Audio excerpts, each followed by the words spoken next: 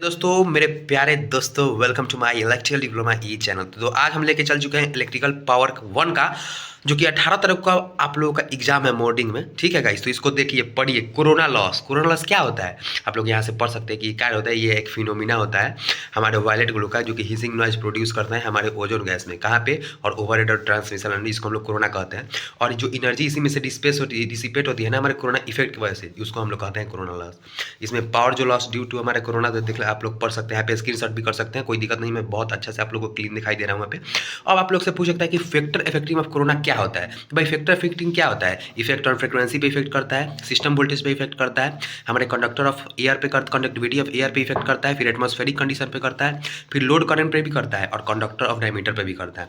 तो दोस्तों ये 5 है, आप लोग याद कीजिएगा इसको। और मेथड ऑफ रिड्यूसिंग क्या होता है? बाई इंक्रीजिंग कंडक्टर साइज को इंक्रीज करता है, बाई कंडक्टर स्पेसिंग जो बिटवीन दोनों के बीच होता है उसको गैप को बढ़ाता है।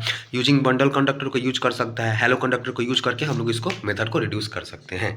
फिर आपका ये क्वेश्चन पूछता है हमेशा, लेकिन पूछा है भाई पेपर में, what are the causes of low power factor. तो क्या होता है भाई? इंडक्टिव लोड जो होता है ना, वो मेन कॉज होता है हमारा पावर फैक्टर का, लो पावर फैक्टर का। तो ये पहला पार्ट। दूसरा, मोस्ट ऑफ द डिवाइस हमारा कनेक्टेड होता है पावर सर्किट में। ये पीएफ मतलब मैं अलग लिखा हूँ, ये मत पढ़िएगा। पावर सर्किट में, जो कि इंडक्टिव इन नेचर होता है, जो कि क्या होता है? लो पावर फैक्टर होता है।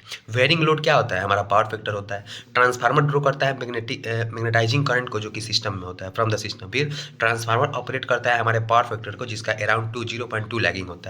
मिसलेनियस इक्विपमेंट होता है, जैसे कि लैंप हो गया हमारा, welding transformer, induction furnace and also contribute, ये भी लो पावर फैक्टर होता है।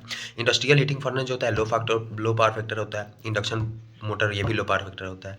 ठीक है, तो गाइस इसको आराम से स्क्रीनशॉट भी आप लोग करके पढ़ सकते हैं, कोई दिक्कत नहीं, एकदम कोई दिक्कत तो आप लोग कमेंट कर सकते, बता सकते हैं क्वेश्चन के लिए। ये आपका ये भी क्वेश्चन पूछता है, व्हाट इज वोल्टेज रेगुलेशन, क्या होता है? 5 नंबर में ये क्वेश्चन पूछेगा। तो वोल्टेज रेगुलेशन क्या होता है?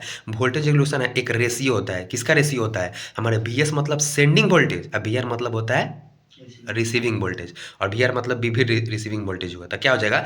Voltage regulation of the transmission line defined as the ratio of the difference between sending and receiving the voltage to receiving in voltage at the transmission line between conductor of no load and full load. तो ये आपका यहाँ पे full form हो चुका है। ठीक है, परसेंटेज ऑफ वी आर, और ये आप लोग यहाँ से याद कर सकते हैं। और जानना चाहते हैं तो क्या होता है? जब हमारा वी एस जो होता है ना, वी एस हमारा क्या होता है? सेंडिंग वोल्टेज, और वी आर जो होता है रिसीविंग वोल्टेज। जब हमारा वी एस से वी आर बड़ा होगा ना, तो ये पॉजिटिव हो जाएगा। ठीक है, और जब वी आर से वी एस, और जब वी आर से वी एस बड़ा होगा, तो ये क्या हो जाएगा? निगेटिव वोल्टेज रेगुलेशन हो जाएगा। तो आराम से पढ़िए इसको, घबराने वाला बात नहीं है। अगर पूछ दिया रिंग डिस्ट्रीब्यूशन क्या होता है, तो रिंग डिस्ट्रीब्यूशन किसके कहते हैं? वो एक डिस्ट्रीब्यूशन अरेंजमेंट है, जो कि क्या करता है? क्लोज सर्किट में एक फॉर्म होता है गोला टाइप का। ये फिगर है, इसका फिगर। ठीक है, पहले पढ़ लेते हैं। गोला टाइप का होता है, जो एक से वन से ज़्यादा, मतलब उसमें पॉइंट और फीडर निकले हुए होते हैं, उसको रिंग डिस्ट्रीब्यूशन कहते हैं। इतना सा।